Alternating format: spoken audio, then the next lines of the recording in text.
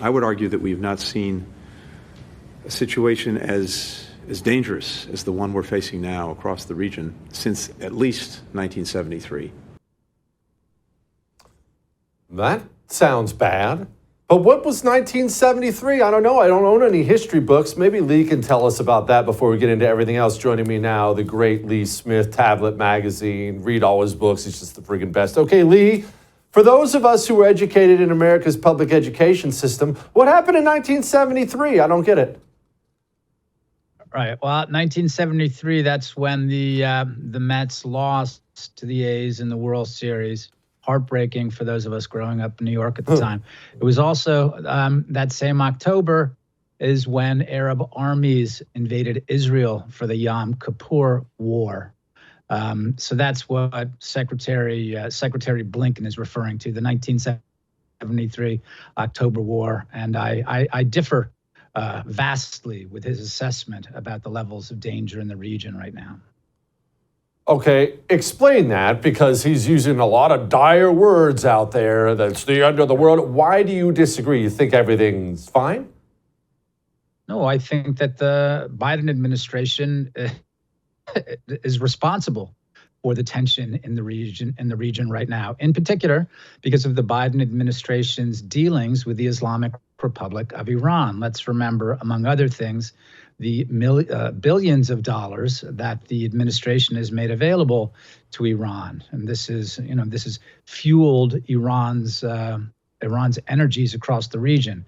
Whether we're talking about the Houthis in the Red Sea, whether we're talking about Hamas in the Palestinian territories, whether we're talking about Hezbollah in Lebanon, or whether we're talking about Iraqi militias backed by Iran, like Kataib Hezbollah, which is apparently responsible for the murder of 3 American servicemen in Jordan over the weekend. That's on the Biden administration, every single bit of it. Okay, it is. What can we do about it? And here's what I ask, Lee. Here's why I asked the question that way. The Biden administration and the Obama administration before him, even though it's the same administration, they've done everything humanly possible to cozy up to Iran. It's bizarre how much they love Iran. Iran, while they've been doing this, are very open about how much they hate us, how much they attack us. Now they've killed three U.S. troops. Right. Are all negotiations off the table? What can you do to Iran without sparking something bigger? What can we even do?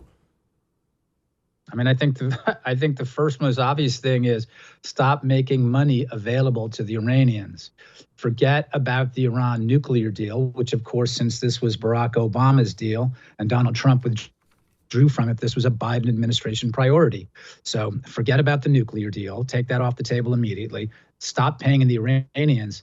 And also, here's something else. I think it would be wise to get U.S. troops out of Iraq and Syria immediately, since the purpose that those American troops are serving, shockingly, shamefully for this administration, is that they're protecting Iran. That's why they're there. That's what those counterterrorism missions are about, to fight people who threaten the Iranian order of the Middle East. Antony Blinken, our Secretary of State, has also been very vague with his threats about anyone, quote, taking advantage of this. Here he was. From the outset, we've been very clear in warning that anyone looking to take advantage of conflict in the Middle East and try to expand it, don't do it. We've taken steps to defend ourselves and to defend our partners, as well as to prevent escalation. And the President's been crystal clear. We will respond decisively to any aggression. And we will hold responsible the people who attacked our troops. We'll do so at a time and a place of our choosing. Okay, Lee, who's he sending that bat signal up to? Who would want to escalate things in the Middle East, and why, beyond Iran? He's sending that message to Americans.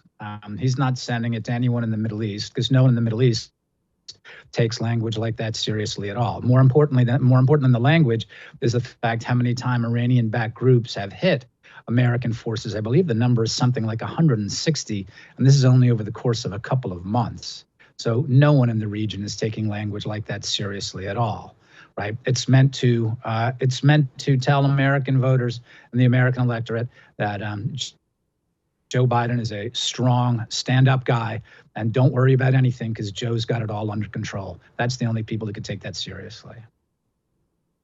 Okay, Lee, does China and or Russia have any involvement that we think or know in all this? I ask because it seems like it was only 15 minutes ago. China, Russia, Iran, they were out there doing military drills together. These countries swap technology back and forth. I know for a fact Russia is using Iranian drones in Ukraine, and now we think it was an Iranian drone that was attacking our troops. Are these countries connected? I should say, by the way, about those drones, I don't think it's been reported yet, so I'm not certain. But I think it's very important to remember that Barack Obama left an American drone in Afghanistan. I believe the year was 2014. The Iranians got that drone and started building drones modeled after American drones. Barack Obama left that drone out for the Iranians to get. So that's something very important to keep in mind, especially as we talk about the possibilities of conflict between the U.S. and Iran. Remember what's gone on here, that Donald Trump broke from what Obama was doing. Right? But Joe Biden has returned to Obama era, not just appeasement of Iran. The administration wants friendship, wants an alliance with the Islamic Republic. That's what's really important to understand here. And I think people really need to see that so we can read this situation clearly going in. Lee, you did some reporting a while back. It seems like it's pretty important right now about an Iranian spy ring within our own government. Could you refresh our memory? That was like 10,000 scandals ago. Yeah, right. Well, it's something else to keep in mind. Jesse, I'm sure like you, we've both seen a lot of stuff, a lot of people talking, some people on the left, some people on the right talking about war with Iran, and Biden's crazy. He's going to lead us into war with Iran. Let's remember the nature of this administration, right? This administration, there is an Iranian asset who's working at the Pentagon. She's been named. Republican senators have brought this up to the Pentagon, and they said, no, Ariana Tabatabai is fine. She's staying exactly where she is. And I should say her role, she is chief of staff to the Assistant Secretary for Special Operations at the Pentagon. Among other things, that deals with hostage rescue, as well as other special operations that come out of the Pentagon. So again, let's keep this in mind, what this administration is like. Ariana Tabatabai was working as part of an Iranian influence operation, answering to high-level Iranian officials, right? This was less than a decade ago. And now she's working out of the Pentagon. And it's not like they're hiding it. It's out in the open, and the Pentagon has done nothing about it. The administration has done nothing about it. So again, it's important to keep this in focus when we talk about what's happening.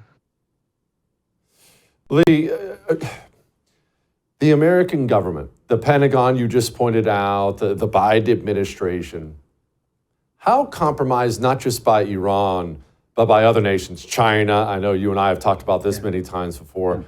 How compromised do we think these people are? I woke up this morning. I know it was a nerdy thing to think about first thing in the morning. I'm shaking the sleep out of my eyes, and I was thinking to myself about China flying a spy balloon over the entirety of the United States of America. We now know it did figure eights over our military bases, and the American president just really kind of without explanation let it cross the entire nation before shooting it down over the Atlantic Ocean. How compromised are we?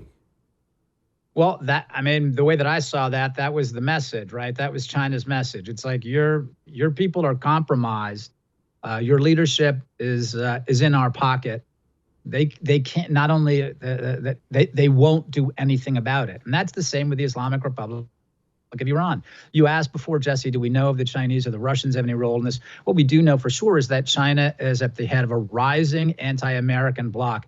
But here's the really shocking thing, is that as you said, our elites, especially on the Dem side, but there are certainly some Republican officials as well, who are compromised by China and by the Islamic Republic of Iran.